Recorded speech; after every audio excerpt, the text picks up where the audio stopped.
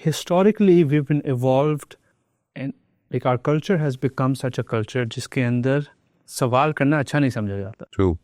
और इसमें ये बताना मकसद सिर्फ इसलिए है कि कोई बुरी मनाने वाली बात नहीं है कि हम किसी को स्पेसिफाई कर रहे हैं कि आप एक बुरे पेरेंट हैं।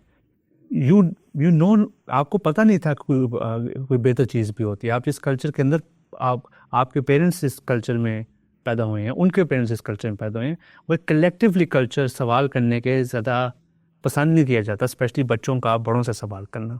आपसे भी I would like to know more about it कि ये कितना इम्पोर्टेंट है कि ये आरज़ू पैदा की जाए, ये पेरेंट्स के अंदर ये डेफिनेशन डाली जाए अच्छी एजुकेशन की कि उसके अंदर क्रिटिकल थिंकिंग बहुत इंपॉर्टेंट चीज़ है और इसको इंकरेज करना चाहिए। बहुत इम्पॉर्टेंट है जी, बहुत ही इम्पॉर्टेंट है। और ये सारी बात जो है कि बच्चे को ये क्वालिटीज़ देनी है हमें, यानी वो क्वालिटीज़, जिस तरह मैंने कहा, कुछ चीज़ें ऐसी हैं जो अक्रॉस द बोर्ड इंसानों की ज़रूरत है और कुछ चीज़ें ऐसी होती हैं जो इंडिविजुअल के लिए हमें केटर करनी है। ये दोनों को अलग अलग कर लेना चाहिए। हमें अच्छे इंसान चाहिए, उनके बारे में बिल्कुल क्लियर विजन क्रिएट करना कि वो अच्छे इंसान जो हैं उनमें टॉप मोस्ट क्वालिटीज़ में से एक जो आएगी, प्रिंसिपल्स के बाद आएगी, वो गुड डिसीजन मेकिंग ही है। बिल्कुल। और गुड डिसीजन मेकिंग का एक इनपुट क्रिटिकल रिफ्लेक्शन है। बिल्कुल। यानी when you want to consider an idea, when you want to make a decision, ये सारी चीज़ें जो है इसके अंदर ये इनपुट है एक स्किल की। मैं तो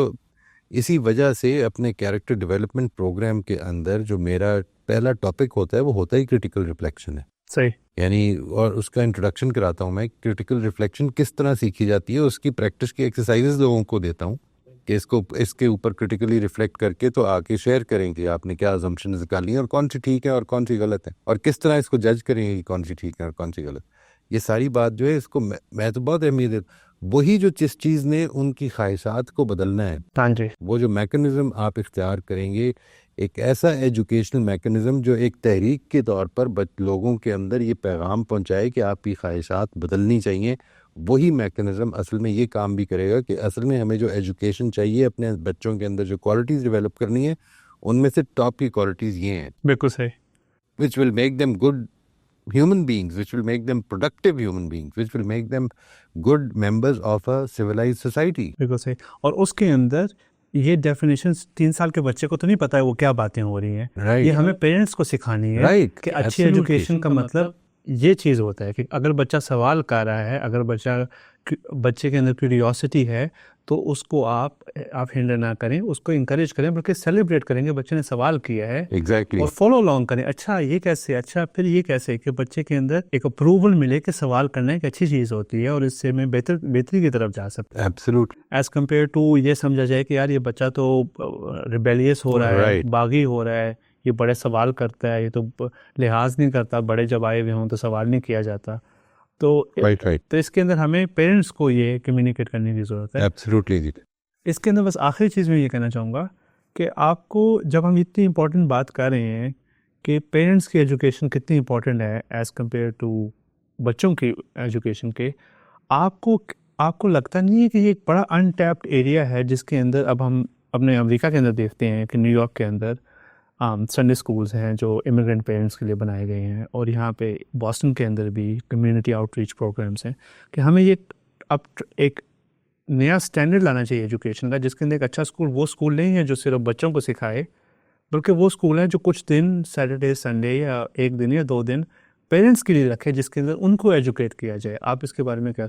ये देखिए, मैं इसके लिए एक बड़ा खूबसूरत सेटअप है हमारे पास। हर शहर में, हर गाँव में हमने इंस्टीट्यूशन जो हमारे पब्लिक इंस्टीट्यूशन हैं वो हमारे गवर्नमेंट स्कूल्स मौजूद हैं। ये गवर्नमेंट स्कूल जो है ये आम तौर पर बच्चों की तालीम में काम करते हैं दोपहर तक, ठीक है जी। इसके बाद these buildings are all empty, उधर कोई नहीं होता। इन बिल्डिंग्स को हम शाम तक, रात तक यूज़ कर सकते हैं एक कम्युनिटी की एजुकेशन के लिए। बिल्कुल सही। ठीक है जी।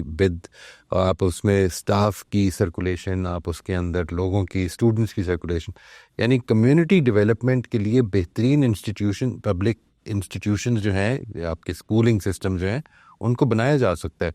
और मैं इस चीज़ का भरपूर तरीके से कायल हूँ और मैंने इस पर लिखा भी था एक ज़माने में कि इंस्टीट्यूशन जो है, जो एजुकेशनल इंस्टीट्यूशन है, इसको असल में बच्चों की तालीम के लिए रिस्ट्रिक्ट करना ठीक नहीं है. तालीम should be an ongoing process. सही. It should never be considered कि इस शख्स की तालीम मुकम्मल हो गई है. बिल्कुल सही. जब तक जिंदा है उसने तालीम हासिल करनी है. बिल्कुल सही. ठीक है. और ये इंस्टीट्यूशन जो हैं ये बेहतरीन काम कर सकते हैं. Why should be restrict this to children education? यानी सोसाइटी की ऑन गोइंग तरबियत, उनको वोकेशनल स्किल्स, इवन बड़े जो हैं, मिसाल के तौर पर एक ख़वातीन जो हैं उनको कुकिंग सिखाने के लिए, why can't we use these institutions? और ये this will make them more productive, more learning. ये जो more learning occurs when learning is never limited to a certain age. हमारी एक प्रॉब्लम है. मैं आपको एक लतीफ़ा शेयर करता हूँ कि मैं अपने टीचर से पूछा करता था जब कि आप अपने पेज पे ये लिख दीजिए, अपने जब उनके सामने हैंड आउट होता था उसके पहले पेज पे लिख दीजिए कि आपकी एजुकेशन किस एज में शुरू हुई थी और कब ख़त्म हुई थी. और they would really answer the question, they would actually answer the question as if.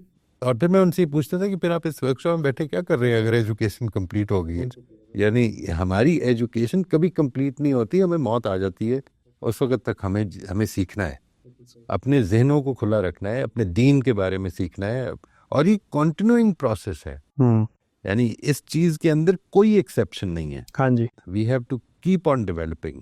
और ये सवाल जो भी हम बात कर रहे थे कि बच्चों से पूछा जाए कि तुम कल क्या जानते थे और आज क्या जानते हो इजाफी, ये बुढ़ापे में भी एक आदमी पूछ रहा हो अपने आप से कि मैं कल तक क्या जानता था और आज क्या इजाफी जानता हूँ. इस पे कोई एज की लिमिट नहीं होनी चाहिए. इसमें कोई एज की लिमिट नहीं. और अगेन स्कूल्स की अब अच्छा स्कूल की डेफिनेशंस को भी चेंज करने की ज़रूरत है.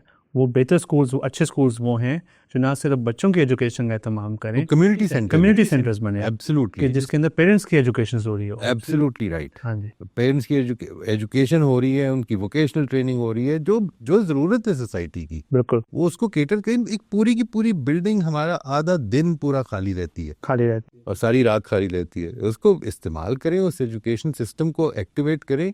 ये कम्युनिटीज़ की मोबिलाइजेशन का काम करेगी. बिल्कुल सही. और उसके ज़रिए से आप दोनों फ्रंट से टारगेट करें, बच्चों को भी टारगेट करें और पेरेंट्स को भी, और एज अ होल फिर आप सोसाइटी को इन्फ्लुएंस करें. एब्सोल्युटली.